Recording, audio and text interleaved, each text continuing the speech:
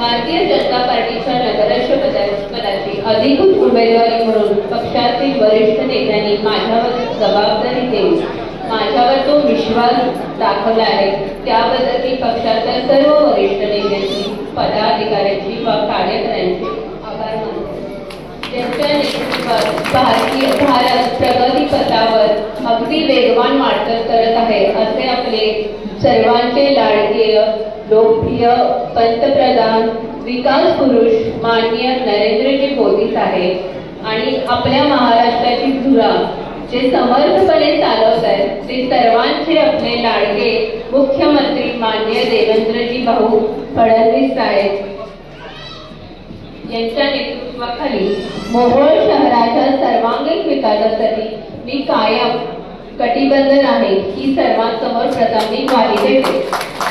आजही मोहोळ शहरामध्ये अनेक मूलभूत प्रश्न, समस्या, अडचणी आहेत ज्या प्रलंबित आहेत, जसे की पाण्याची समस्या, रस्त्याची समस्या.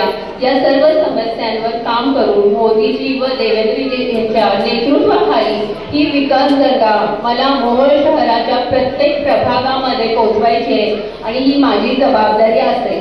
आपण सर्वजण पाहतोय की केंद्रामध्ये माननीय मोदीजींच्या नेतृत्वाखाली भारतीय जनता पार्टीचे सरकार आहे.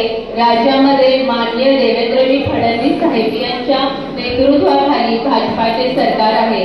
म्हणूनच मोहोळ शहरामध्ये जर आपल्याला परिवर्तन घडवायचे असेल, शहराचा सर्वांगीण विकास करायचा असेल, मोहोळ शहरासाठी जास्तीत जास्त निधी उपलब्ध करून तो आपल्याला त्याच्यावर काम करायचे असेल, मोहोळ शहराचे